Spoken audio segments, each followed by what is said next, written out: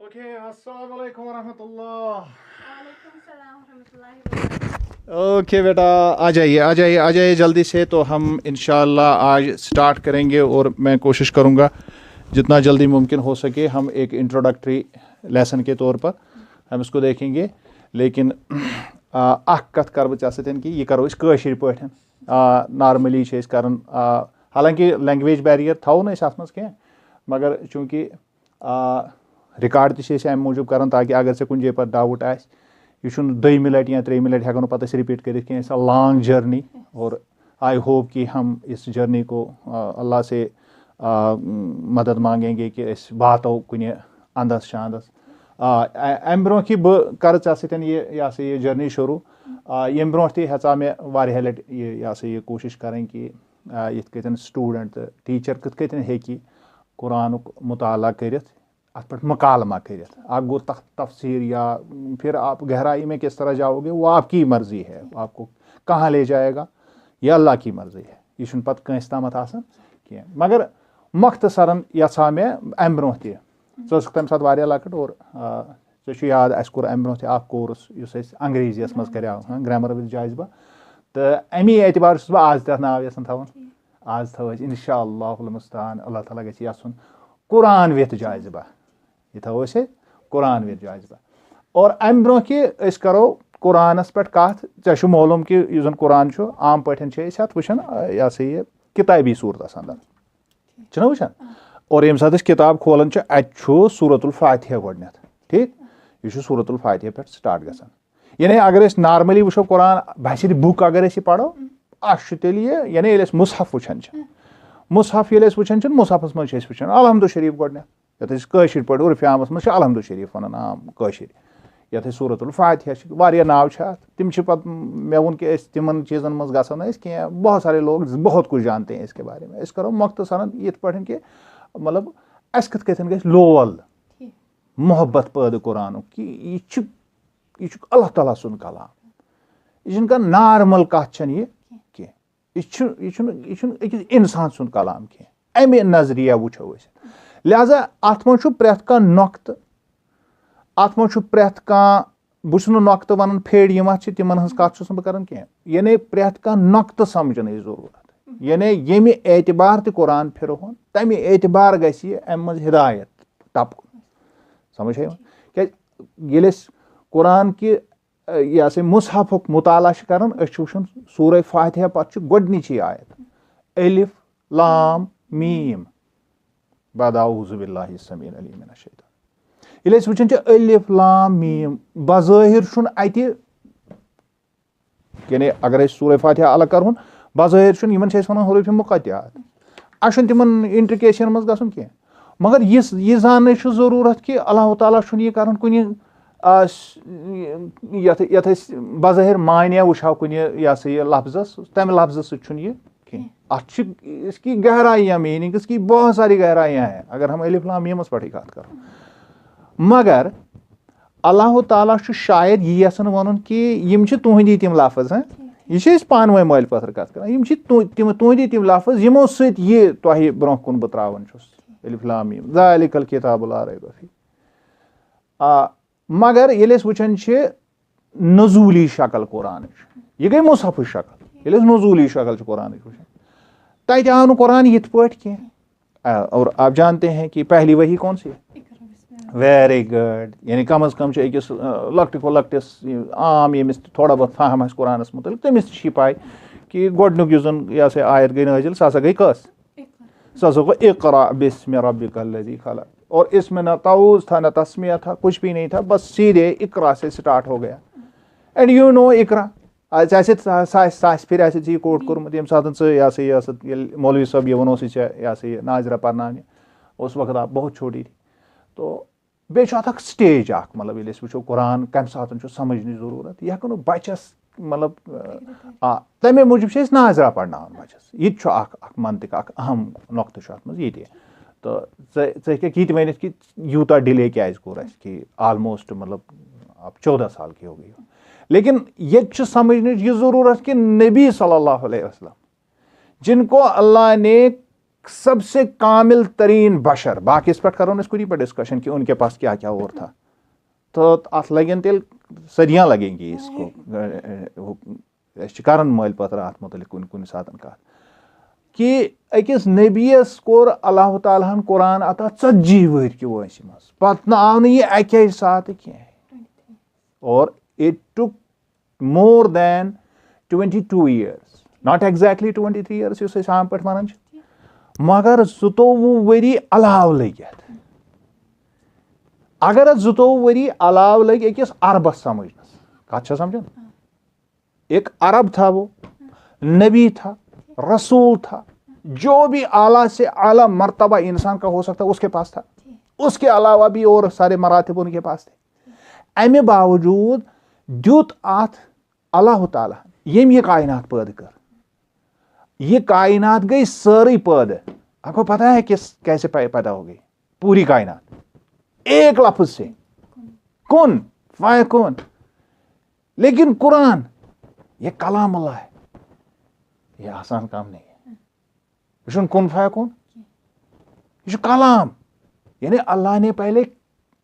बातें की, तम सिंद कलाम कर क्या तरीक़ कार, तो यह कत कथन कोर अत वन कुरान जवाब कि यह हसा कोर जअला, यानी इसको बनाया। लुगतुल अरबिया में वो कभी हम बात करेंगे, आज बुश कुरान से कोट यसन करें अल्फाज के, अत वजह यह कि पत ओवरवेलम हो जाता है इनसे। बे मुख्तसर यानी अल्लाह ताला शोन मे हसा बनो यह अरबी, जाला लफ्ज कर अरबियस में इस्तेमाल, तो वो बनाओ, इसे बनो में तुहद खतर अरबी। यानी उसूली तौर पर हम ये भी कह सकते हैं कि अल्लाह की ज़बान हमारी तो औकात ही नहीं है इस अल्लाह ताला से, और अल्लाह ताला सह कुन ज़बान हुन मोहताज, लेकिन अस ज़बान हिंद मोहताज, तो सान खतर आव यह बना, कत समझा। लिहाजा ये वो वुचान अमि सारी अरबी, अगर अरबुक लिटरेचर वो अमि सारी अरबी मज अल्लाह ताला मखसूस कह कलिमात यम जन कुरान हकीमस मज वारिद सपदे, सोरे कुरानुक सोरे कुरानुक लुब लबाब यह सह सोरे अरबी लिटरेचर, अरब का लिटरेचर बहुत अथा गहराइयों में, वारियाह लिटरेचर अरबियस मज, बेशुमार लिटरेचर, जैसे आप अंग्रेजी में बहुत जानती हो, मैन को ज्यादा। मगर ये वो अरबिक लिटरेचर, और इंशाल्लाह बह कर यह सा यह वमेद कि यथ कथन अंग्रेजी लिटरेचर सम सात ग्रामर सह कोर पत गो अंग्रेजी लिटरेचर सक उनुस पद, और आपने इसमें बहुत कुछ किया, कहने की जरूरत नहीं है। बुश यसान कि यम सात इसमें कुरान जिक्र कर, वन गि बासन आला तो अरफा तमाम, यानी वहाँ तो अदब क्या कहेंगे, मतलब अदबशन अत ब्रो कन कह अदबई तर फिक्र समझ ये वो चीज़ है। यानी यह अल्लाह ताला लाइसा कमिसलिही शै, यानी खुदाय वुचन कह यह लाइसा कमिसलिही कुरान अत मिसाल कहीं क्या अत मिसाल, यह तर फिक्र ये इंशाअल्लाह मुस्तान ये पढ़ो। मे कोर यह कह तमहीदी जुमल अम मूजूब कि ऐ गु अंदर सह जज्ब पैदा गो, यानी गो ग जाय बन सह अने साइड टाक वन ऐ बह बस अक दो बोजन अकिस जान अकिस यह सह साहिब इल्म मतलब असल इल्म थावन वोल शख्स, तो अमिस कोर एक तालिब इल्मन जवाब इथे कथन सवाल, दोपनस हतस मे वन तो इस्म आज़म क्या गो, क्या वनस इस्म आज़म, और मैं उसके जवाब से काफ़ी मुतासर हुआ, इस तमिस जवाब दोपनस है इस्म आज़म, मतलब ये कर ये बहुत बड़ी बात है इस्म आज़म वन। अगर इस्म आज़म समझन इस्म आज़म यह खुदाय सुन सह नाव यथ मुतलिक रिवायत यह कि यह पढ़ित कह त बनन दुनिया अंदर, यमिस शख्सस यह मालूम आए, यमिस शख्सस यह पता आए, पत सह कह त हेकन कर। वह सोच यह कंस मालूम सपदि तम सुन जिस्म आज़म क्या गि समझ कत क्या वन दोपनस इस्म आज़म यूत बोड़ नाव, यानी यीतिस बड़िस परवरदिगार सुन नाव, यमिस यह समझ तमिस गि जिस्म आज़म त क्या गि यह कलाम अल्लाह, अस समझ यह कत गो त्रावन सारी गोबर मेन हथियार, यानी यह चे पाई छे लिटरेचरस मज पोर्मुत चे किताबों मज पोर्मुत हो पोर्मुत ये पोर्मुत आथस बिहुन सिर्फ और सिर्फ ये गर्ज खतर कि गोडनिकिस पायदानस पे स्टेजस पे मे जरूरत मे गछ अत किताब सतन वाबस्तगी गई यह गछ मे बाकी सारी किताबों मज गो टर्ट गई दोयम मकसद उस अमुक गछ आसन सह गछ आसन यह कि मे गछ अत सत मोहब्बत सत गछ मे यह वत हावुक बन अम मज गछन नेरन तिम गवहर नायाब यम जन मे जिंदगी मज तिम लाल जरूरत लगन वत गाशरावन खतर समझ आई त्रेयम मकसद पत गछ मे यह दुनियास मज अख मोहसिन बनित मेरी सारी जिंदगी मे अथस थप कर ब्रोह कुन पकन क्या अमे वराय छुन अस का चारे कि अस गछ वनुन सुई यमिस बनाय अस गछ सुई वनुन तुम कथ हेकु यथ कायनातस मज करित कत समझा ना छुन का मतलब यहाँ कुछ भी कर सकता है आदमी अमिस अल्लाह ताला यथ वनो कि नेगेटिव सिम थमज लगित तो पॉजिटिव त लगित कुरानस मज अल्फाज सोदी मे वोन गो कि बह कर तम अल्फाज क्या यह गो गोब वारिया ये बोजन से यम कुरानस मज अल्फाज पे अल्लाह ताला वन कि पत दुत मे अमिस कि चाहे मोन शुक्र कर या यह गो नाफरमान अमिस थो मे अंदर गो ये वो कि कुरानस मज और युत योत कह कुरान ये वन कि फीही जिक्रुकुम अत मज चैन जिक्र यम दो सा जिक्र लबे तम दो क्यों दुआ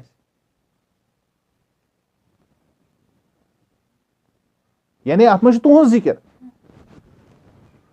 गो मे जिक्र तह कुरानस मज चैन जिक्र तह कुरान फीही जिक्रुकुम मे वुन अत मज क्या मोन लिखित क्या मोन लिखित यानी यह मोन सोरे जिसम रूह यम मेन जरूरत तम सारी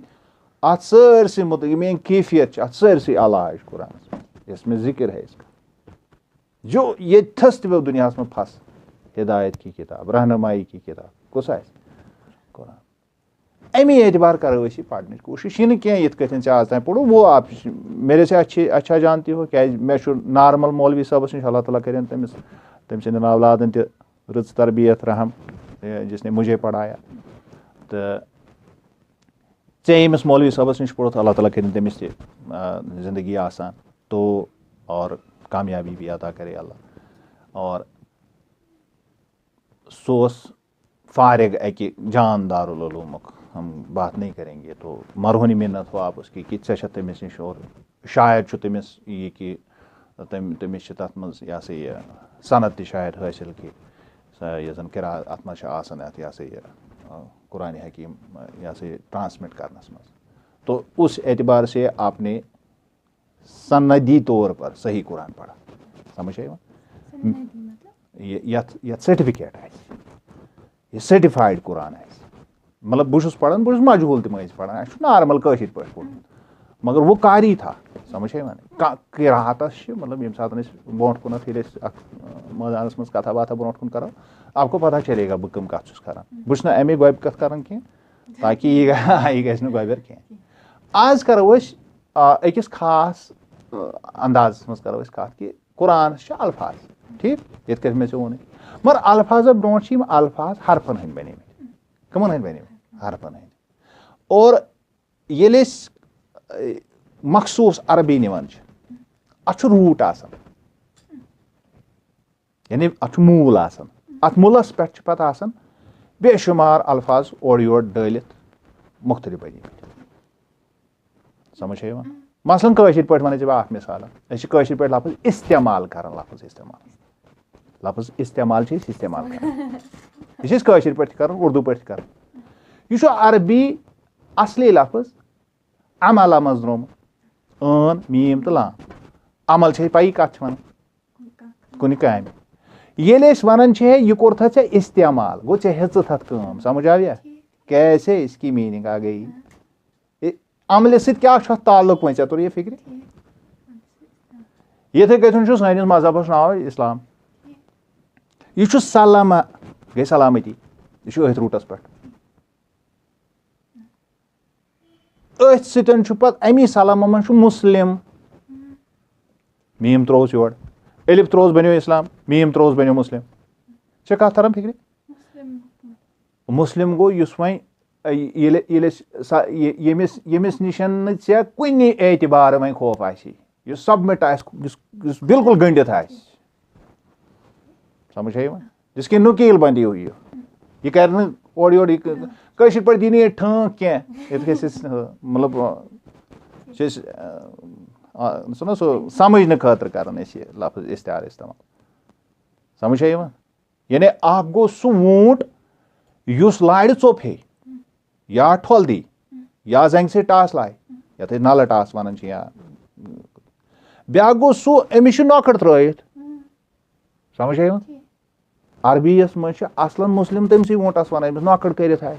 यह ना गर्दन हिल ना हे जोर अमिस लग पानस खिच अगर यह बेस नुकसान वात अमिस वात पानस गो इस्लाम peace he is a peaceful person गो अकि एतबार हेको one one who is peaceful he is a Muslim समझ है ये इत कथन अत मीनिंग मज बसान तेल अमिक अल्फाज ते बसान इंतहाई कामिल कम गसन आसन तेल वनो कलामुल्लाह क्या रूट रूटस मज वन बह यह सा यह अहम कत कि इस अरबी यह सामी जबान सिमैटिक जन यह सिमैटिक पीपल सिमैटिक वो पढ़ान यह सा यह हिस्ट्री पढ़ान हाँ तो तथ मज मुख्तलिफ रेसेस चाहे आज बूजमुत यह सा यह एंटी सिमैटिक यूज कर तो हम तो उस तरह से बात नहीं करेंगे चे कत तरन मेन फिक्र तो यानी यम जन सामी नस्ल यानी यह सा यह साम सद अवलाद यस तिमो नूह अलैहिस्सलाम सद नेची तिमन मज साम यस तिमो जबान यम जन बोज तिमन जबान सिमैटिक लैंग्वेजेस तिमन मज हिब्रू अख लैंग्वेज यस जन इसराइलस मज बोलने अरबिक ब्या अरमिक ब्या लैंग्वेज बहुत सारी इसी तरह की जबानें यमन जबान ताल्लुक डायरेक्ट आसान हरफस सत बह कत हरफ वन बहुस हरफ वन युस हरूफ तहजी अलिफ बे तैसे अरबीस में अलिफ बा ता सा वन तो आपने मुझे करेक्ट किया तमें वोन मे कि पोर्मुत सही सनद वलिस मौल अख पोर्मुत नार्मल मौलवी साहबन नश अल्लाह ताला कर तिमन रहम अस कर तो अत प्रेथ कुन रूटस प्रेथ कुन यह जन रूट तथ रूटस मज आम तौर पर यह जन अरबी तथ त्रे लफ्ज ये वो वुचुत अमल ऐन मीम लाम मगर अरब छना हरफ वन कह तिम वन कलिमा क्या वन चाहे पोर्मुत ग्रामरस मज कलिमा वन बामाने लफ्ज को कलिमा कहते यह पढ़ान पन ग्रामर ये पढ़ान कलिमा का मतलब ही है यानी यथ मतलब आस गो अगर सलासी मजरद वन यानी त्रे यम जन हम सलासी गई त्रे मजरद गो यमन हूँ ठीक है यानी रूट आसान यानी अमला ठीक आलामा इल्म अच्छा यह अमला ओर योर फिरनोमुत यह इल्म या इल्म ओर योर फिरनोमुत सह अमल बनेम सह कथ तरन फिक्र यिथ कत मतलब दूसरा आनस पन मतलब लामस पन मतलब मीमस पन मतलब पत अमल लफ्जस मज मतलब सह सोरे मतलब तथ मज बात समझ रही हो अच्छा यह अरबन खासियत अरबन हंदिस कलामस कत अगर यह अरबन हंदिस कलामस आम तौर पर खासियत कुरानस मज कस गसी खासियत आसनी हद से ज्यादा सीधी सी बात है लिहाजा मुख्तसर ये समझने खतर कि यमन मज कथन मुख्तसर मे सेटिंग बनम मिसाल के तौर पर अलिफ अरबियस मज अरबन अगर अस वुचो या अगर अमुक मुताला कर अत पे कर्मस बेशुमार उलमा अत पे कर्मस काम मे वोन गो कुन तफसीर या कुन मुकालमा कर मल पत्थर कत कन गोस कुरान कत कत तर फिक्र समझ मिसाल के तौर पर अलिफ ये अलिफ बुलंदी हज निशानी मान यानी यथ लफ्जस मज अलिफ यथ लफ्जस मज तथ मज बुलंदी नंबर 2 तथ मज ताकत नंबर 3 तथ मज कयादत कर वह अल्लाह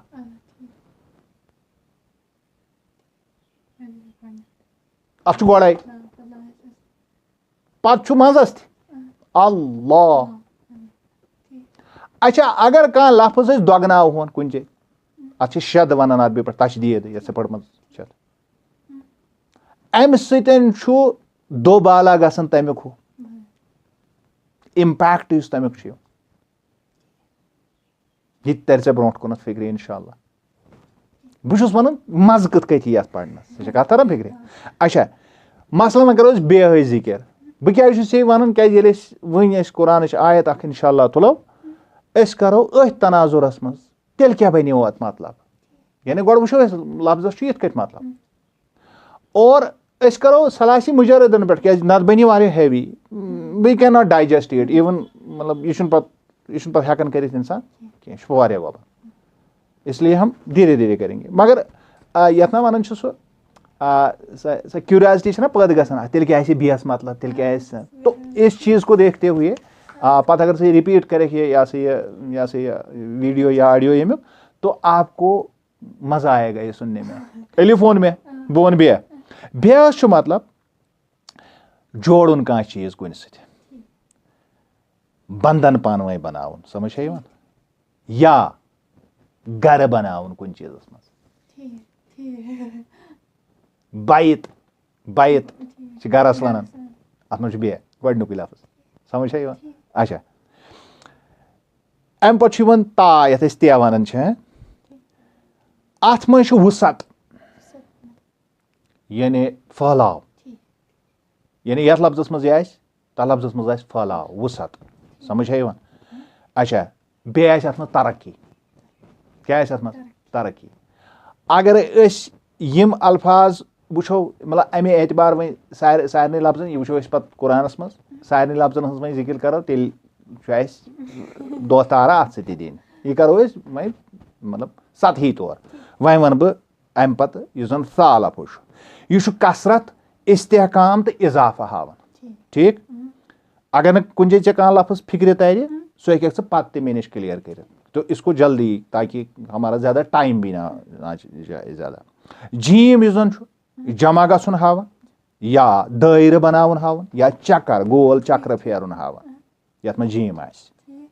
सह तम किस मानियस मज इम्बेडेड फिक्र तोरा अच्छा यह जन हाई यह सांस लेना अगर इत कत तरह फिक्र अच्छा ये मौलवी साहबन ऐ याद ऐ कह सो ये कर मज थप अच्छा जिंदगी हयात यह हा तथ मज समझ इथे कत गर्मी अत लाग समझ मतलब यह बच्चा वन बेगलजी कह इस पर बहुत सारे उलमा ने काम किया बहुत यहां कि अमे एतबार करो कोशिश मतलब अत लगे ये सह वन मज डिस्कवर गन नई चीज कुरान ऐ बास मतलब हे मे पोर क्या ताम या ऐ रोज क्यूरियासिटी ना मे आज बह पढ़ा ब्या आयत ऐसा है ना तो ये कैफियत क्यों पैदा होनी चाहिए और ये क्या गई नबीस पैदा ये कैफियत यह वाक़ा गोमुत अत मज नबीस क्या गई सल्लल्लाहु अलैहि वसल्लम तिमन क्या गई पत कैफियत पैदा क्या तिमन अमि सारको अहात समझ ये कोशिश कर लबन सो तिमन हासिल समझ तो अब कितनी क्यूरियासिटी होगी तो ये समझ आती है बात फिर इस तरह कत तोरा फिक्र अच्छा इथे कथन खा ये खाई वन अत मज कह चीज खटित थावन छुपाना और इसी तरह खौफ क्या एक्चुअली खटित थावन तो इस तरह के अल्फाज आज हमने खा तक पढ़ा ये गए ज्यादा झूठ है तो इसके बारे में कल वाले पगह करो तथ मज करो बेहान अत मुतलिक। तो आज हम सीधे हम अब आयत पर जाएंगे, लेकिन आयत पर जाने से पहले एक और बात मैं आपसे करूँगा। आयत स्टार्ट करना ब्रोट कर बह ब्या कथ चा ये अंदाज सोचमुत कुरानस मुतलिक जा कि यह जन कुरान हकीम यह कोर अल्लाह ताला नाजिल कस पे कोर नाजिल ना ना यह आव गो दिन कंस वेरी गुड अत कैरियर मज अल्लाह ताला की तो हम बात नहीं कर सकते, लेकिन ये जिब्राइल अलैहिस्सलाम आसे अल्लाह तालास निश हासिल कोरमुत तमिस आस कैफियत बनेमस अमिश क्या अल्फाजों से कैफियत बना अल्लाह ताला सुद कलाम बोजुन वो वातन बेस अम पे ये जिब्राइल अलैहिस्सलाम आस कमिस ताम वातनोमुत नबी सल्लल्लाहु अलैहि वसल्लम पर तिमन कस कैफियत बने वो तो तारीख में दर्ज है। जिब्राइल अलैहिस्सलाम अगर तारीखस में दर्ज छन कह सह ब्या रेलम, मगर नबी सल्लल्लाहु अलैहि वसल्लम के बारे में हम बहुत कुछ जानते हैं। ऐसे वनो ना सोरे कह मगर बहुत कुछ जानते हैं। और अश पाई तम आय पत गर अश पोड़मुत अत मज और पत फरमोक सन मोज खदीजतुल कुबरा रज़ियल्लाहु तआला अन्हु हमारा अहल वयाल सारा उनके अहल पर कुर्बान। अच्छा फरमाया जमिलोनी जमिलोनी मैं त्राव गोप मैं त्राव गुड़न के। अच्छा यह कम सात गसन इंसान से कैफियत यानी कह सह चीज उस इंसानस यमुक गबर बासन यमुक जबरदस्त असर गसन मुतासिर यम चीज से। तो उस चीज से जब ये सारी चीजें पैदा होती है, अच्छा समझ में, लिहाजा वन बे कथ कि उसूली तौर पर अत कैफियत दया तरीका कसो तरीका कुरानस दया तरीका मैं आपकी आंखों में आंसू देख रहा हूँ अच्छा दया तरीका कैफियत अख कैफियत आसान तथ वन जलाली कैफियत जलाल ब्या जमाली खूबसूरती योतान इंसान यमो मज गुजरन समझ आया तब तक ये हासिल नहीं होता। And I hope I pray मैं इन आंसुओं के खातिर अल्लाह से मांगता हूँ कि अल्लाह ताला ये सिन कि आप कुरान को हासिल करें, बाकी तो मैं कुछ नहीं कहूँगा। ठीक है, यानी ये सही चीज मुकद्दस रमज़ान के रेतस में और बह गस ज़्यादा हो क्या क्योंकि आप बहुत ज़्यादा वो हो रही है इमोशनल, बह कर ज़्यादा क्या मैं इसको किसी और तरीके से मैं इन वालिस वत प्रोग्रामस में कुछ साथ करो कत या इन वालिस लेसनस मज वनकस वन बह सिर्फ ये कि ये रेत त मनावन यह असल नुज़ूल कुरान कुरान पाने वन इन्ना अंज़लनाहु फी लैलतिल क़द्र लैलतुल क़द्र कत मज रमज़ान में है। रमज़ान का महीना असल में इसकी सालगिरह है कमिच कत बोड़ मामला पे जिंदगी में जहन कर अत मुतलिक कोशिश ये वन ये मे अंदर किन सह सन हूँ ये कि अत मुतलिक कत कर इत मतलब अस कोर ये मतलब सह या पन्ने नफ्स खतर इस्तेमाल या को लड़ाई झगड़ों खतर इस्तेमाल या कोर बाकी मजहब कमतर हावन खतर इस्तेमाल अस कोर ने अमि खतर इस्तेमाल कह यम खतर यह हिदायत खतर यानी बह गोस इंसान इंसान बन ना बह जंगेमस ठीक है। तो शुक्र अल्लाह ताला कुन गो मूड ठीक। तो हम स्टार्ट करेंगे गोड कर सह कैफियत पानस मज पैदा तवे वन मे कि अत जमाली सूरत जलाली सूरत रसूलुल्लाह सल्लल्लाहु अलैहि वसल्लम वुच यम सात तिमन पे कुरान नाजिल सपदो या तिमन पे पढ़ना क्या तिमन पे पढ़ना अत जलाली सिफत समझ आई येल कहाँ पढ़े सह छु जलालस मज आसान यस बोझ सह छु आसान जमालस बस ना कथ कर मे हेत वदन कह ऐ हेतुस वदन ऐ तुरी कथ फिक्र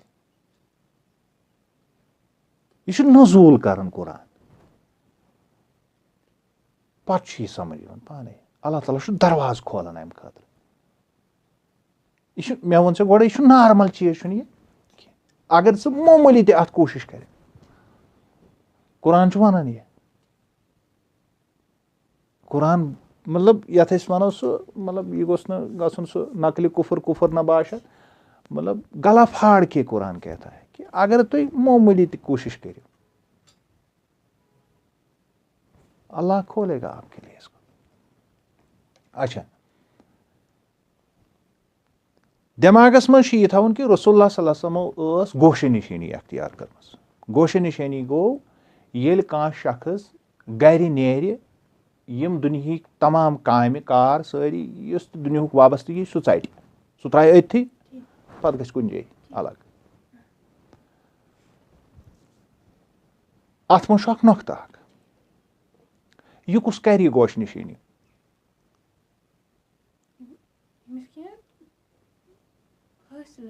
यमिस कह हासिल आस कर मगर सह कत सिचुएशन मज हेकि गर त्रयित अमिस अयाल अमिस खानदानी अमिस शुर अमिस लुकन से लेन देन अमिस वथुन बिहुन अमिस समाज अमिस बाकी चीज यह कर हेकि कर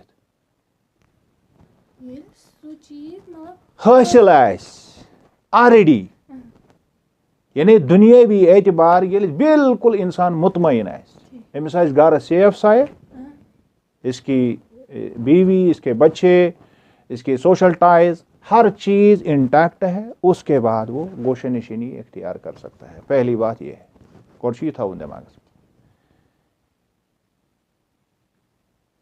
और अम सह अहम कत फिक्र तरन क्या सह फिक्र तरन सह यह फिक्र तरन कि रसूलुल्लाह सल्लल्लाहु अलैहि वसल्लम यम जन घरेलू उमूरात तम फुलफिल क्या सन मोज सैयदा ताहिरा खदीजतुल कुबरा अलैहिस्सलाम सोरे सोन आयाल तमिस पे कुर्बान तंदिस आयालस पे कुर्बान सस गर तुलन खेन चनुक सामान पत हिराच तथ गाटी यथ गारस मज गसन तथ गोपि मज गसन कशिर पे यथ कशिर पे वन बत हेत गसन क्यों तालमेल एक खातून और एक मर्द के बीच में समझे जिंदगी मज कह सह शख्स यस न अकिस खातून हज मदद जरूरत हेल्प जरूरत यह हेचनावन वाक़ दोयम कथ बहुत अमीर थे रसूलुल्लाह सल्लल्लाहु अलैहि वसल्लम इतने दिमागस में यह शायबा अनजा अक्सर बेशतर कन्फ्यूजन ग शायद मस रसूलुल्लाह सल्लल्लाहु अलैहि वसल्लम गरीब ना अरब में सबसे ज्यादा अमीर घरानों में आपके घर का शुमार होता था यानी गरिक सारी उमूरात फुलफिल तब जाके नबी क्या सह नाइंसाफी कर नबी इसलिए नहीं आते नबी दुनिया में इंसाफ के लिए आते सोशल आर्डर ठीक करने खतर नबी सह सोशल आर्डर फुर्रावन खतर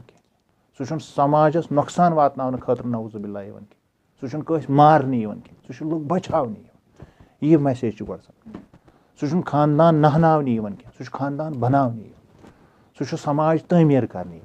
समाजस मज यन समाज फुटमुत सह समाज शेरनस पारनस मज नबी पन हम कर समझ आया लिहाजा गो थवन यह दिमाग वह किस कैफियत काल गो तो नबी तफक्कुर में है तदब्बुर में है दुनिया पर गौर फिक्र कर रहा है अपने हिसाब से ये तमिस तम साथ अल्लाह ताला कैफियत पैदा से कर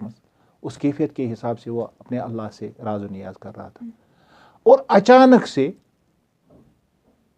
माफकुल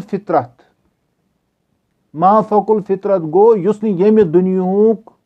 यथ डायमेंशनस मज रोजन वोल एंटिटी कह डायमेंशनस आप जानते हो पे बहस कर मल पे कामा कर सवाल है हैवी लफ्ज बहुत चाइनी एतबार अल्फाज इस्तेमाल कर यानी बे डायमेंशन नफर। अब पहली बात यहाँ ये भी सोचनी है कि रसूलुल्लाह सल्लल्लाहु अलैहि वसल्लम वुच यम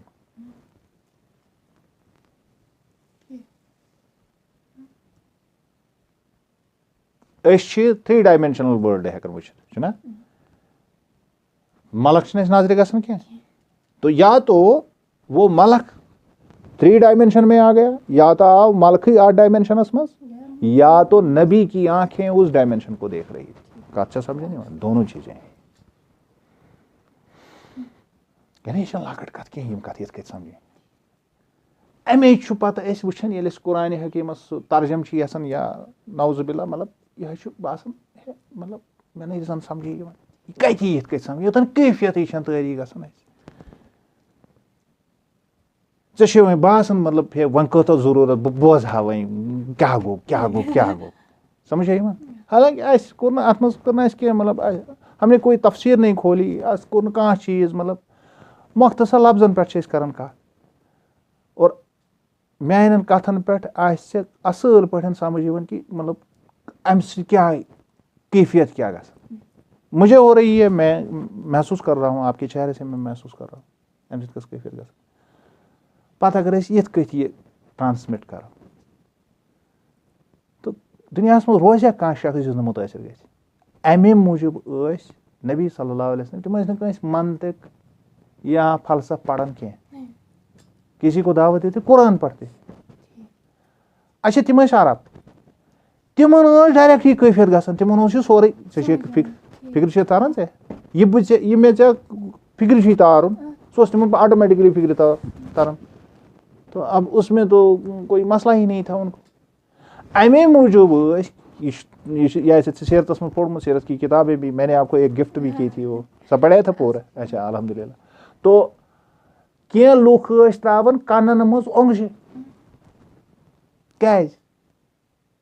अमुक अमुक सह करिज्मा अमुक सह इम्पैक्ट सह तिमन मुतासिर कर यह वाइब्रेशन कर सारी वजूदस तो पता तम दपन हे वन गई बोजन कत समझा तो अब तरीका क्या है उंगलियां ठोस के वो भाग जाते थे तिमन और कुछ लोग तो कहते थे कि योद कर नऊजुबिल्लाह मिन ज़ालिक अगर कह शख्स वन हो यह मे जन तो योद कर अमुक मतलब वो इम्पैक्ट ये मानन दूसरे अंदाज से वो मान रहे थे कुछ कि यह नॉर्मल कलाम कुरान कोर तिमन चैलेंज अगर तुम बासन है यह पाने वन कत वनो तुम ती कुरान वन फातो बि सूरत मे वो वे बह कर बह इस्तेमाल कहें क्या तेल बदल पे करो बड़ सो टीचर स्टूडेंट तरीकस मज एक मुकालमा करेंगे हम आपस में अच्छा वह आई से सारी कैफियत समझ और यम कैफियत चोर जलाली कैफियत कच 3 जमाली कैफियत कुल कसा कैफियत आए 7 ये 7 कैफियतों मजी गुजरान कजो कैफियतों में फिर इसका इम्पैक्ट क्या होगा ये तो वही जानता है और रसूलुल्लाह सल्लल्लाहु अलैहि वसल्लम फरमाओ कुरान गो 7 हरफन मज नाज़िल इसके लिए हदीस भी वारिद हुई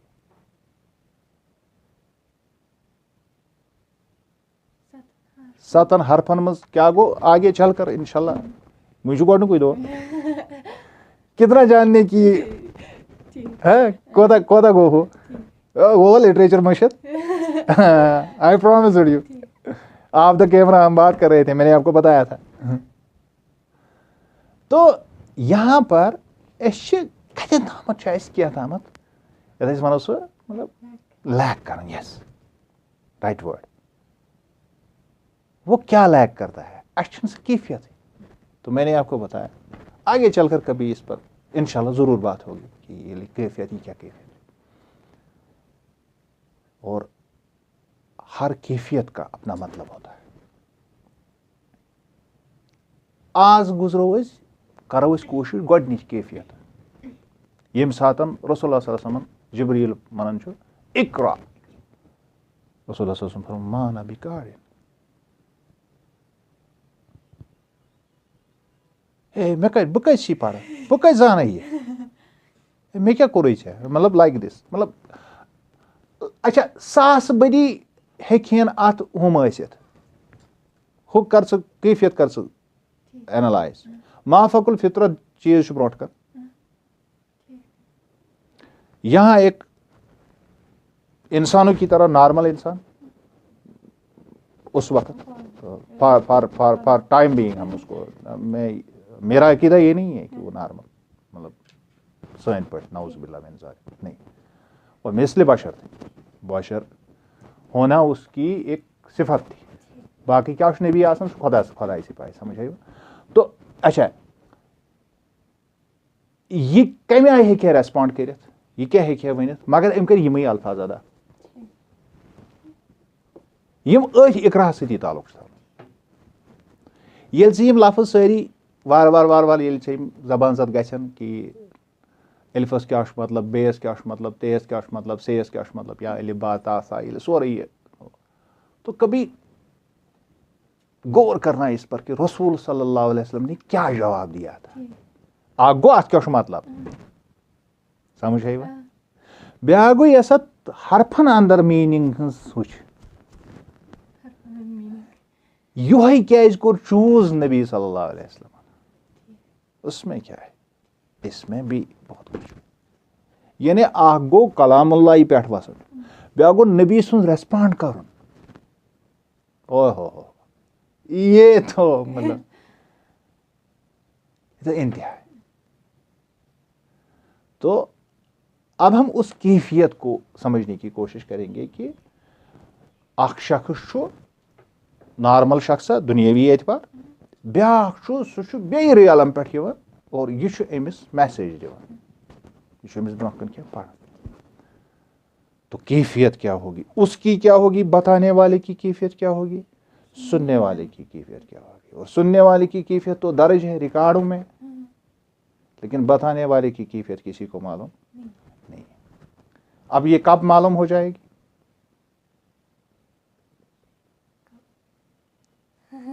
वन च बोजन कुरान ये बोजन कुरान समझ आयो तब कैफियत पैदा होगी। अच्छा ये कौन सी कैफियत है बोजन वालिस कस कैफियत अमिस जमाली कैफियत यह गो मुतासिर अम सत पे वन तड़ खस सू छाड़ ना गोब बुड़ कत समझान ओश युन खुश कर प्रेशर गम यम कैफियत समझ आई दबाव महसूस कर खुशी महसूस कर इस तरह की कैफियत अम नबी गुजर अम इंसान गुजर बोजन वोल गुजर तभी तो जब हम सुनते हैं कुरान बहुत सारे असरात इधर से उधर घुमा के अगर न जुहे नमाज पढ़म मुतासिर होके यथ पे वन गरी क्यों ये कैफियत से गुजरता है आदमी समझ आए उसके बाद पत गसन ब्याख चीज ये वुचान जलाली सूरत कम कम साथ अख्तियार कर अब उस नबी को देखो येम नबियन वही रट नवीज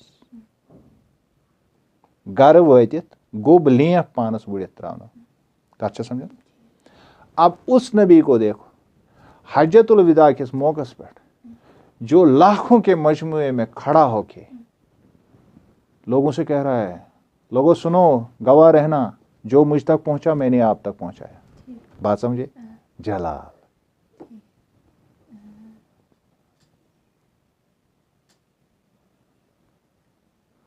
that was a climax समझ तो कितना मीठा कलाम है, कितना बाबरकत कलाम है, कितना अजीम कलाम है। यानी अल्फाज कत अनो अत करो तारीफ। इस कुरान पाने वन अगर तुम इत कत करो हुत कत करो हुत कत करो तो फिर भी कुरान कुरान ही रहेगा। कथा है समझ। तो औज़ु बिल्लाहि समीर अलीम मिनश शैतानिर रजीम बिस्मिल्लाहिर रहमानिर रहीम बिस्मिल्लाहि वस्सलातु वस्सलामु अला रसूलिल्लाह रब्बि इश्रह ली सदरी वयस्सिर ली अमरी वहलुल उक़दतम मिन लिसानी यफ़क़हू क़ौली इक़रा बिस्मि रब्बिकल्लज़ी खलक़। बस एक आयत, और ये भी मुझे लगता है कि बहुत ज़्यादा है। मतलब it is so heavy, it is loaded with things कि इंसान हेकन यम बर्दाश्त करित। कोशिश करो कि मतलब इसमें से गड़े वो उसूलियत कोर यन इकरा बिस्मि रब्बिकल्लज़ी खलक़ यन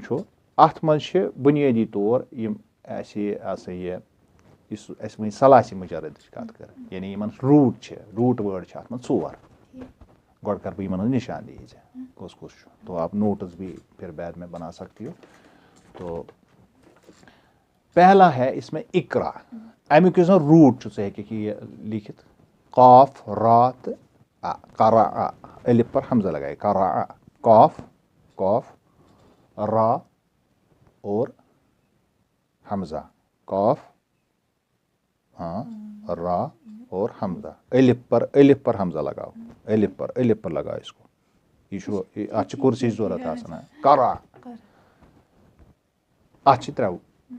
त्रे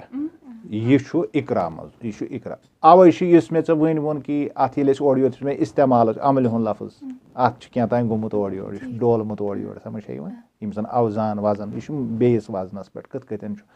अत कत ग्रामरच कत करो यह हसा यह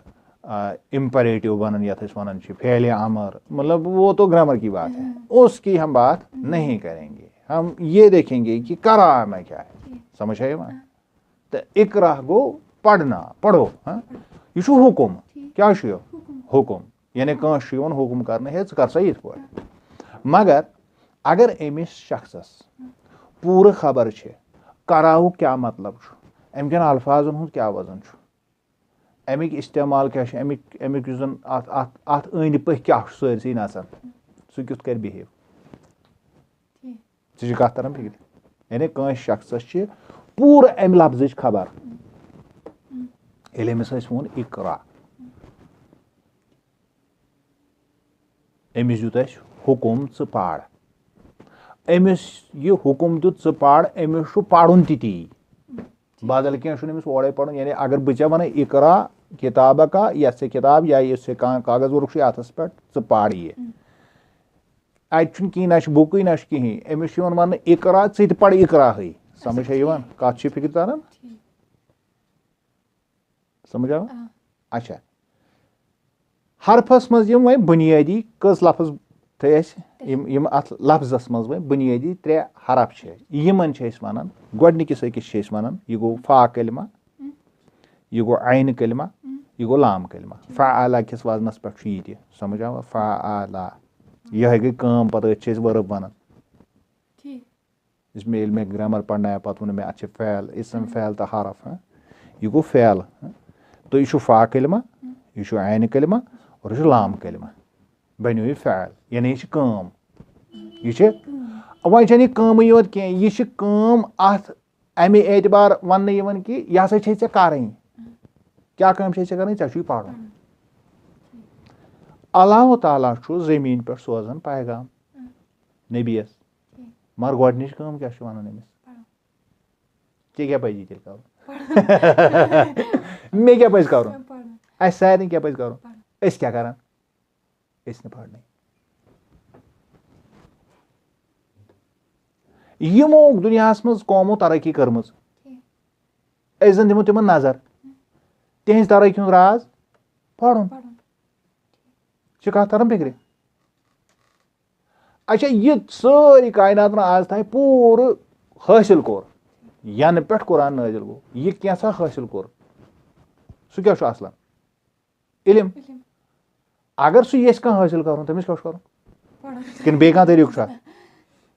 ज़े कत तरन फिक्र कि अल्लाह ताला कत कतन यसन बंदस वन कि चाइन खतर क्या जरूरत अच्छा वन लफ्ज अत मे मे वोन अत मे 3 कलम अत मज अस वोन इन पन माने बदल इकरा गो पढ़ो हे च पढ़ हुकुम ये मगर युस काफस मतलब काफस मतलब मजबूती काफस मतलब गहराई काफस मतलब हद समझ वन वन कम अंदाज पढ़ तह काफ वन वन कम अंदाज पढ़ तह रा वन वन कम अंदाज पढ़ सह अलिफ वन यह पढ़न योत कह यानी अगर वो अत पे मजबूती सान गो ठहरो ये बड़ा मसला है इसमें काफ वो बता रहा है और जब तक आप हद तक नहीं जाओगे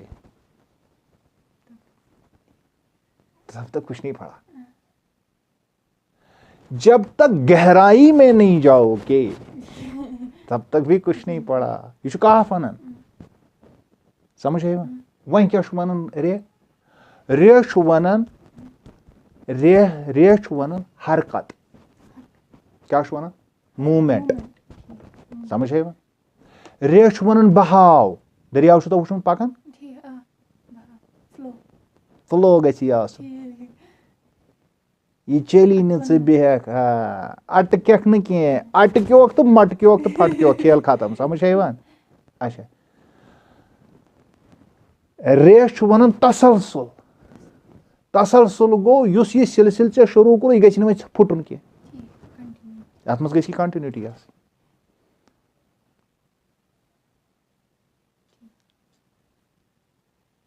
यानी चैनिस पढ़नस गि शे खसूसियत वन मे अत अम मजीद तह खबर कजा बहुत मच मच वन कि बोर गो अच्छा अभी तो अलिफाना बाकी है हमजा कर बुलंदी तयन अब इसको आपने मजबूती से गहराई में गए अब बुलंदी की तरफ जाना है अभी तसलसल से जा रहे थे अब ऊपर जाना है समझ वह क्या यह सो पढ़न सो बन तुली हर वातन इस मुश्तिखाक आसन बावजूद मेज आसन बावजूद अल्लाह ताला सुंद क्या करी मारिफत बुलंदी तक आपको पहुंचाए नंबर 2 अलिफुक मतलब ताकत क्या वन क्या दी चे वन कोर बुलंदी पे फैज वन क्या बनो टॉपस क्या ताकतवर युत योत न अलिफस युत मतलब अत मतलब कयादत लीडरी वन कमन यह जन पृथे बे वन ना यह जन पृथे बे वन यह कमन लीडरी यम पढ़ान उस्ताद अगर जिंद अल्लाह ताला करनस मगफरत अल्लाह ताला करनस रहम करम अगर गुजरोमुत तो मगफरत करनस सो दपान रीडर्स आर द लीडर्स क्या वन अगर ऐ नोट लग जरूरत ये बे तो कोर लफ्ज मुतयन ठीक यानी काफ रे अलिफ करा इकरा ये पे यानी अलिफ इल्म तो फहम गहराई सान हासिल कर बात अहात कर और इल्मस जरूरत हरकत यह गि अक्स जगह बिहित हासिल कह ये और ये साकिन रहने वाली चीज़ नहीं है ये अकिस खास लेवल में शोर बोजन लोग मे पाई समझ वन ये बहाव चलेगा ये दरिया की तरह बहेगा समझ और मुसलसल चलने का नाम तरक्की भी है अम सत तरक्की और फिर असल हकीकी इल्म इंसान को बुलंदी ताकत अजमत और इख्तियार अता करता है। अब नबी ने कहा था माना बिकार फिर जब कभी ज़िंदगी में इन अल्फाजों को सीखोगी तो इस पर गौर करना नबी ने क्या जवाब दिया था। इस इकरा के जवाब में उसने बताया था, सिर्फ इकरा के जवाब में उसने ये बताया था। इकरा बुझती योत कोर तम रेस्पॉन्ड।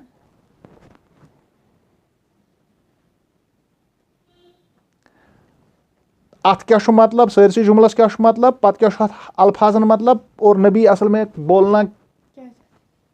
हम ये तो नहीं कह सकते हैं नौज़ुबिल्लाह कि क्या चाहते थे। उन्होंने कह दिया जो उनको कहना था, वो हमारे आंखों का सुरमा है, ठीक है। उनको जो कहना था उन्होंने कह दिया उसी वक्त।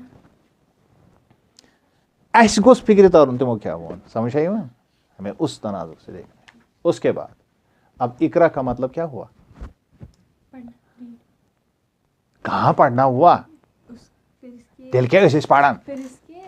हाँ, अब पढ़ना ही नहीं बल्कि गहराई में जाकर मुसलसल समझना, इल्म के जरिए से बुलंदी और मर्तबा और ताकत हासिल करना असल में इकरा का मतलब है। अत का पर्पज तथ मज बरित, तो ये इकरा से समझ आया। अब उसके बाद है बे, इसमें ये बे जो है इनको आप छोड़िए, यम छिन सलासी मजरिद के, यम छे मैं वहाँ तुम इसम तो फैल बेच हरफ, ये हरफ है, हरफ को छोड़ेंगे फिलहाल, क्या अगर ये बन ज्यादा लोडेड थे तो इसमस युस जन सलासी मुजरिद यम त्रे रूट सह बा सीन तो मीम। इसम द्रोमुत बा सीन तो मीम मज, यानी अत फा कलिमा बे, ऐन कलिमा सीन, लाम कलिमा मीम। 5-6 दह आसी मे ओड़े वन ये फा कलिमा ये ऐन कलिमा ये, आज बसे ये थोड़ा हो, अवे कोर मे वारिया कोशिश तमहीद, आज कोर तमहीदस पे ज्यादा। अच्छा, बा वोन मे अगर से याद आस जोड़न, हु ब्याख इजाफी लगत ये जोड़ो तमिक जोड़ ये यथ कट जोड़ो फिर तो और मीनिंग बनती है। अब मैं उस बा की बात नहीं कर रहा, मैं इसम के बा की बात कर रहा हूं, अच्छा समझा। तो इसम गो नाव, इसम गो नाव, बे इसम गो नाव सत हे कर शुरू, कर हम को रेस्पॉन्ड, अमिस वन कर शुरू, ये तुम करू शुरू या रसूलुल्लाह सल्लल्लाहु अलैहि वसल्लम, यानी महजिब अल्फाजन मज तिथ वो, मतलब अगर सदब पढ़ो यानी बस वन कर शुरू, षक मे ओर वापस जवाब दिवान। तो नबी सल्लल्लाहु अलैहि वसल्लम ने भी रेस्पॉन्ड किया, मगर फौरन बाद, इकरा के फौरन बाद, तो वापस जवाब आया। ये वो ठीक है, वो अपनी जगह, बेस इसमें इसम इस्तेमाल करो, नाम लेके करो। याला नाम किसका लेना है, रब का। अब अल्लाह नहीं कहा गया, रब कहा गया। जब हम किसी को रब कहते हैं तो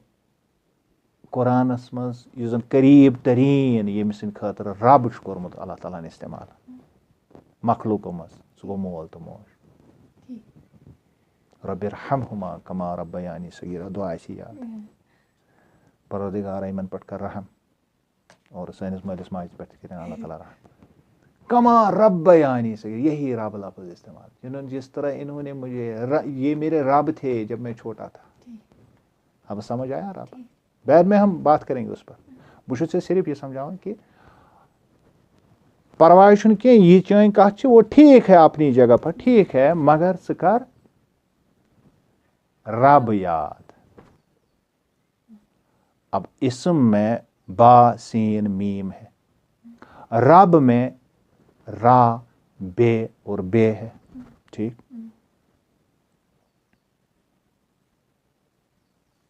और फिर कहा गया अल्लाजी खलक, अल्लाजी, अल्लाजी को भी हम छोड़ेंगे, इसको ये इसम मौसूल है, इसको हम छोड़ेंगे। अमुक सलासी मुजरिद करो अमुक डिस्कशन करो ये कह कि मैंने आपको बताया ये ऑलरेडी लोडेड तो ये गए ज़्यादा लोडेड, तो सिर्फ खलक पर करेंगे। तो खा कलिमा है, लाम कलिमा और इसमें काफ कलिमा यानी ऐन कलिमा, खा जो है ऐन कलिमा है, ये फा कलिमा है, और लाम जो है वो ऐन कलिमा है, और काफ जो है इसका वो लाम कलिमा है। वही तो रही फिक्र बह क्या वन समझ आवा। तो अब इन पर बात करेंगे। वह क्या तेल मतलब खलक गो पैदा कर, खलक गो पैदा कर, जिसने मतलब पैदा किया, अल्लाह जी खलक ये पैदा को इकरास इकरास कर थोड़ा बिस में बेशु जोड़ यानी तिल कर तो चलो कोई परवाह नहीं। आपके सवाल का जवाब ये है, समझ आया, इससे इकरास मुतलिक वापस वोन तो आप ताल्लुक पैदा करो। आपकी बुनियाद डेली नहीं है यार तो शुक स्ट्रांग फर्म बुनियाद पे बे बुनियाद को जाहिर करता है। और वो कौन सी बुनियाद है, किस बुनियाद पर है? इसमें रब्बिक। अच्छा, सीन आवाज और हरकत को कहते हैं, तरक्की को भी कहते हैं। सीन च हरकत वन, आवाज वन, लगाओ नाद, समझे वन कमिक नाद लगाओ अल्लाह ताला सद इसमुक, समझ आया। अच्छा, मीम बहाव, पानी, पैदाइश, क्या मतलब है इसका? क्या मतलब है इसका? यानी आपकी पैदाइश भी उसी से है। तो आगे रब में वो उसको और फिर बताया गया है, ये नाम उसका है जिसने पैदा किया। और आपको मालूम है कुरान क्या कहता है पैदाइश के बारे में? हर चीज को मैंने पानी से पैदा किया, और मीम माँ में भी मीम है। तो ऐसे रब के नाम से यम सारी सिफत जो आपके साथ जुड़ा हुआ है, जिसका ताल्लुक आपके साथ है, जो आपकी बुनियाद है, जिसके बलबूते पर आप ये करेंगे। आपको इधर उधर देखने की जरूरत नहीं है कि मेहमद शाह ये सलाहियत है ना, अच्छा आप वो इस्तेमाल कीजिए करते, समझे। और जो आपको हरकत देगा, आवाज देगा, आपको तरक्की देगा, क्योंकि उसी ने ही आपको पैदा किया है, उसी की पैदाइश है। वो आपको उसी तरह, यानी इसमें क्या मैसेज है, you can imagine about it. इसमें मैसेज है। और उसके बाद अगर हम इसका नतीजा निकालेंगे, नतीजा क्या निकलता है कि इल्म और फहम जो है उससे, जो हमने इकरा में पढ़ा, उससे अब रब्त और ताल्लुक पैदा होगा। क्या सोचना पान में जुड़ियत है। दूसरा, वो हासिल भी उसी रब्त और ताल्लुक से ही होगा। ये से रब्त करे अल्लाह ताला से, नाव से तम सुन तो इकरा भी आसान हो जाएगा। अगर वह कह कुन सात वन है मे सबक वथन, या मे याद रोजान, या मे होगा तमिस क्या वन, पहले तो ये बताओगी, दूसरी बात क्या बताओगी? तो पहले बात आपने इकरा ही बोला, दूसरी बात क्या बताओगी? अल्लाह से, खुदा इसकर जार फार, बोलते हैं ना हम यही, यानी इट्स नेचुरल है। खुदा सु नाव है तास कर बुथा चल, ऐसे बोलते हैं ना हम, कैजुअली ती वन। तो ये रब्त और ताल्लुक जब अल्लाह से होगा तो दुनिया का इल्म, ये जहां का इल्म, सब कुछ तो इल्म तो उसी, मतलब मंबा तो वही है, हर चीज तो वहीं से आई है। और इससे हरकत और तरक्की पैदा होगी इस इल्म के जरिए से। अब हरकत और इल्म से ही रसूलुल्लाह सल्लल्लाहु अलैहि वसल्लम, उसी सीन से ही उसको, जब उसको बताया गया कि अल्लाह का नाम लेना, इसका एक और मतलब ये भी है कि ये हरकत में लाने का मतलब है। जब हम जुबान पर लाते हैं तो हरकत आती है, जब लोगों में अल्लाह का नाम लेते हैं तो हरकत पैदा होती है। यानी वो गोप मज बिहुन तब तक तो गुफा में थे रसूलुल्लाह ये वन तुल कर शुरू खुदा सुन नाव हेत तो हम हरकत की तरफ इशारा करते हैं।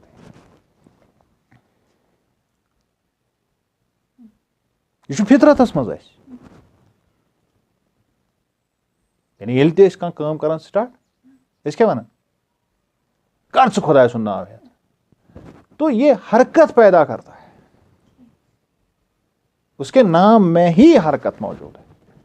उसमें बुलंदी है, बरतरी है, जलाल है, कमाल है, जमाल है, क्या क्या नहीं।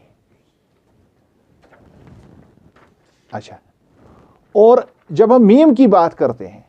तो इससे नशोनुमा जिंदगी ये कुल जजरोमत क्या त्रावन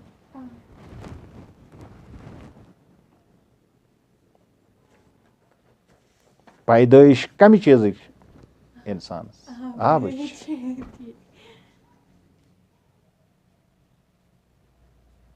तो आपकी हयात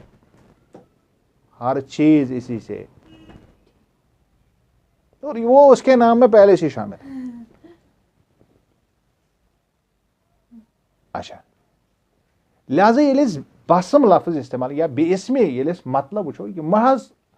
ये वन कि खुदा से नाव से शुरू करो, यह युत योत माना थवन ये लफ्जी तौर अत मतलब निवन मतलब ये माना मगर इत लफ्जी तौर समझन इसकी गहराई है, यानी इल्म खालिक सज मारिफत दिन और खालिक सज मारिफत दिनस मन खालिक कर मदद, ये उसके नाम की बरकत से ही होता है। और वहीं युथु अल्लाह ताला चूंकि मीम अम सज बनावट गोडनिश वन गोडनिश पैदाइश कत कर आबच कत कर मीम बिस्मस मज मीम क्या कर आब कि बनावट कत, मगर युथु बुत लफ्ज जोड़न अल्लाह ताला अल्लज़ी खलका यम पैद कोर पैद कम पे कोरुन आब पे कम कोर यम जन ऐ नाव हेतुत नाव क्या हेतुत रब वो रब लफ्ज वो तेल। अच्छा, यह कुस रब रबु का लफ्ज बनित गो इत कत तरी ऐ फिक्र काहस सोदे मतलब यह कीफ का लकुट यथ लकुट काफ छोटी काफ जिसको अरबी में कहते हैं, यह उर्दू में कीफ वन अत मतलब ही अरबी में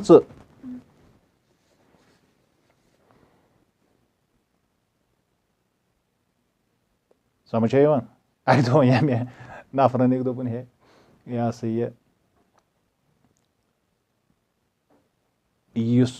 वुचान यह सा यह शुक्र तो शिरक ये लफ्जन पे कत कर यह हसा एक रूटस पे कत मुतल क्या तेल कथन कर मेन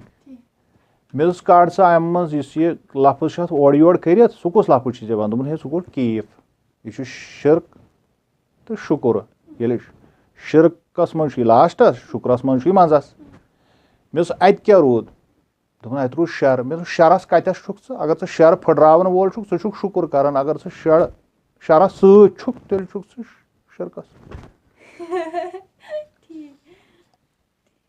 He was astonished.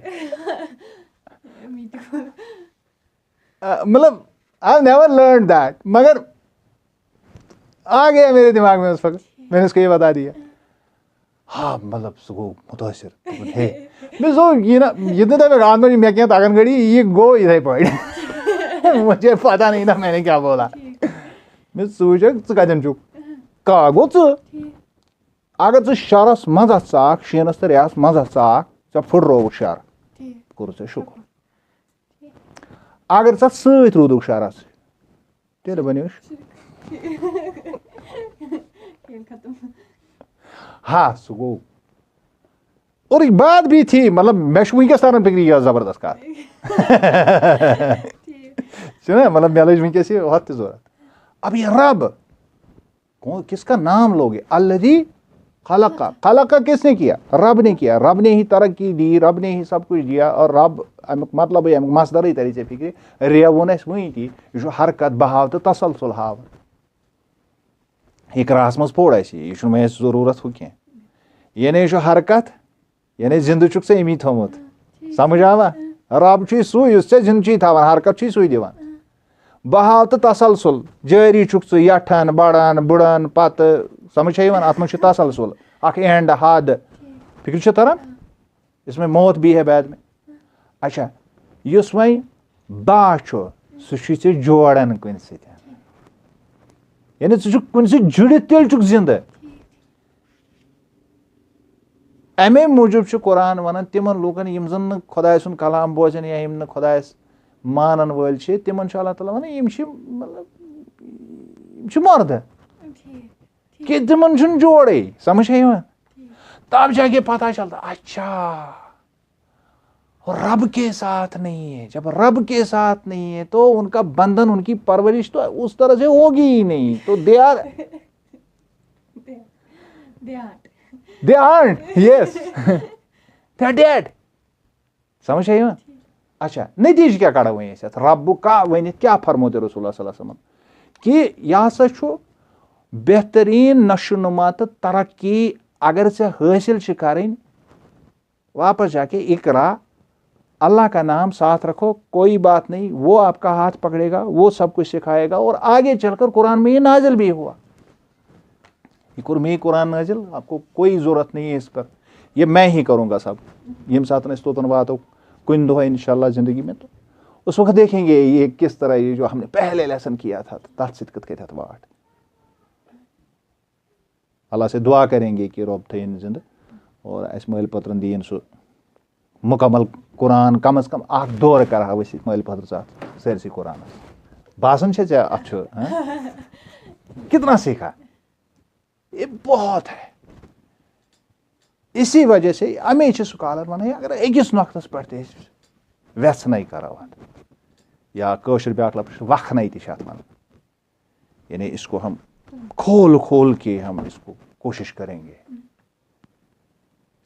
तो अकुई लफ्ज तसा काफी। ये हमारे यहाँ एक बहुत बड़े बुजुर्ग वाली जिसकी मैं अक्सर बेशतर आपसे जिक्र करता हूँ, शेख नूरुद्दीन नूरानी, तो उन्होंने भी इसके बारे में बात की कि तेल मतलब बड़ी इल्म हासिल करने जरूरत कि इल्म सत कुरान उनस यानी फिर तो बहुत सारी बातें ऑटोमेटिकली ही इंसान को। मैं ये नहीं कहता हूं कि हम बाकी उलूम नहीं पढ़ेंगे, इकरा से मुराद कोई खास इल्म नहीं है, मगर इसमें रब्बिक उसके साथ मिला होना चाहिए, प्रीरिक्विजिट। ऐसा सुसबक युस पन्निस रबस नश दूर करी, ये ख्याल करना है, ये ख्याल रखना है। और तभी जाके मुसलसल बेहतरी होगी, तरक्की होगी, नशोनुमा होगी। यह कत अत मज लफ्ज ये राम है, यह कत बानन यहाँ समझे। और आप जुड़ते जाएंगे और चीजें भी जुड़ती जाएंगी, यह कत बानन ये बा से आता है। और यह भी रब्बा समझे यह अकुई बे अत मज अख ऑलरेडी जुड़ित बे जुड़ित तेल कत कत सत जुड़ित वह वुचा बह चका मेन कोड यानी यह यथ सत जुड़ित तस सत जुड़ित इस तरह इसको देखने की जरूरत है। तो लिहाजा अगर वो रब को मतलब यानी चोन परवरदिगार चाहे मुसलसल यस फिक्री रूहानी जिस्मानी तरक्की अत कनेक्शन दुनिया मज यी लुकन अत कनेक्शन खबर कत ऐ वन लूक है एम कर डिग्री ऐ वन लूक मगर क्या इन डिग्री हूँ ताल्लुक हेर कुन समझ है रब से पता चलेगा। तो इसमें रब बोलना नहीं, क्यों नहीं बोलना है। अल्लज़ी खलका यहां पर भी इसम में मीम था, पैदाइश तो यहीं की है, इसी नाम की बरकत आ गए हैं आप, ठीक है। तो अब आप कहाँ पहुंचे? मैं कोत वोतुक स वहाँ वोतुक स तमिस निश यम्स असलन पैदा खलक्का। अब खलक्का में खा है, खाई खाई गो पोशीद, खाई गो यथ मज हकीकत आस, अंदरूनी निज़ाम। तखलीक छे नेबर किन किन अंदर किन? असलन छे अंदर किन। ये डेड वुचन सह नेबर किन आसान सारे सोबुत थी। समझ आव या? आज आसी तोर्म फिक्र जिंदस तो मर्दस क्या फर्क। अमिस अंदर युस पोशीद निज़ाम खलकियतुक सह दरहम बरहम आसान, सह आसान शट डाउन कर। तो बाहर हरकत भी खत्म होती। खलक ये कह चीज करने अत मह नरमी अन्न, झुकाव अन्न, हरकत दिन, सह गो लाम। लामुक मतलब नरमी, लामुक मतलब झुकाव, लामुक मतलब हरकत। अब अल्लाह के लफ्ज को देखो, तो वह देख अल्लाह ताला इतना बड़ा है तो झुकाव कैसे? तभी तो कुरान भेजा हमारे लिए, नरम करता है। उसको किसी की जरूरत नहीं है, मगर बना के वो हम पर रहम करता है। ये झुकाव है, रहमानी कैफियत से झुकाव कैफियत है। बकरे रहम ये क्या छो? मोल छो बचस बहुत प्यार करता है। और अल्लाह कितना प्यार करता है हमसे आपको पता ही नहीं है। यानी चकोता बासन बुशुस से मोहब्बत करना कितना लगता है आपको? लाट। यानी अगर बचे मीन वन हेक सी मीन कोता मा हेक मीन यह जच तमि मोहब्बत खुदाय कर जच बह चान जिंदगी मज जच तम मोहब्बत खुदा चे। अब समझना कि लाम अल्लाह की नरमी, अल्लाह का झुकाव, अल्लाह की हरकत किस तरह हमारे साथ, क्योंकि उसने खलका में लाम रखा है और काफ में मजबूती है।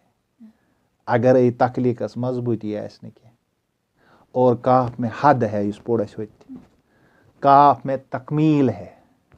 अत में कामिलियत, मुकम्मल कह चीज कर मुकम्मल गसन पढ़ने से।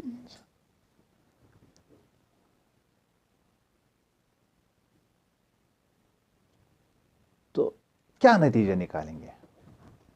यानी तखलीक पोशीद तो पेचीद काम ना, यह समझुन या रसूलुल्लाह सल्लल्लाहु अलैहि वसल्लम चाहे खतर जरूरी है। पढ़ना सिर्फ इतना नहीं है, खालिक के नाम से खालिक को भी पहचानना है, खालिक के नाम से उसकी मखलूक को भी पहचानना है। क्या जिमशी में बनाई में जिम से बाहर थई में या रसूलुल्लाह सल्लल्लाहु अलैहि वसल्लम तमसी बाहर इंशाअल्लाह में कर मन से कर जिंदगी में समझ आ शफीक थे हमारे नबी, कभी किसी को नहीं मारा, कभी किसी से जंग नहीं की। क्या तारीख में पढ़न उसको कभी और समझेंगे, उसका एक अलग पहलू है। उमा अरसलनाका इल्ला रहमतन लिल आलमीन, ये हमारे नबी की शान। तो ये एक मखसूस तरतीब और नरमी से बनी तखलीक, इसमें हथौड़े नहीं चले जो लायन का, इसमें टाइम लिया है अल्लाह ने हमारे हिसाब से। तमिस निश कुन फयकुन, मतलब आलम खल्कस मज वुचन तखलीक, तथ टाइम लगा। बच्चा आगे चलकर तो उसी की बात हो रही है, खलकल इंसान मिन अलक, उस पर तो इंशाल्लाह बहुत अच्छी गुफ्तगू इंशाल्लाह हम कल वाली उसमें करेंगे। और इसमें नज़्म ज़ब्त है, लाम में नज़्म ज़ब्त होता है, और यानी डिसिप्लिन, तखलीकस में डिसिप्लिन समझ आई पोस्चर खड़ा, बाकी जानवर बन को, क्योंकि यहाँ आम तखलीक की बात की गई और यहाँ भी मुमताज़ किया इंसान को, अलग रखा। बाकी जानवर को। अच्छा, मजबूती है, तकमील है, हद है तख्लीक में, अमिश मजबूती, यह मुकम्मल स्ट्रक्चर। अगर मामूली तख्लीकस में फ़र्क चल अमिश, फिर हम देखते हैं उसको ज़रूरतें पैदा होती है दुनिया में। अमिस यह सेट तख्लीक अगर तथ में तकमील आए यानी कह गाशी नौज़ बिल्लाह, अल्लाह ताला करे रहम सारे थे मौजूद है सान, कितनी कमजोरी होती है। तो तकमील, तख्लीक में तकमील नहीं है उसकी, तो तभी तो हम उसको दूसरे नाम से फिर याद करते हैं। तम खतर बदल अल्फाज इस्तेमाल कर, सह इंसान आसान तमिस वन बदल नाव, बदल लफ्ज कर इस्तेमाल, जंगे आसान पे तमिस कर बदल लफ्ज इस्तेमाल, करना नहीं चाहिए। मगर इंसानी वोकैबुलरी में यह क्या इंसानी वोकैबुलरी में इंसान क्या उनको पता है कि तख्लीक छन मुकम्मल कह, समझ आ, या ज़ाती तौर या एक्सीडेंटल कुन एतबार से अमिस सतन यह मसला सपद्योमुत। तो यहाँ जब तकमील हो गई तो तकमील काफ पर हुई, और ये आयत की भी एंड है।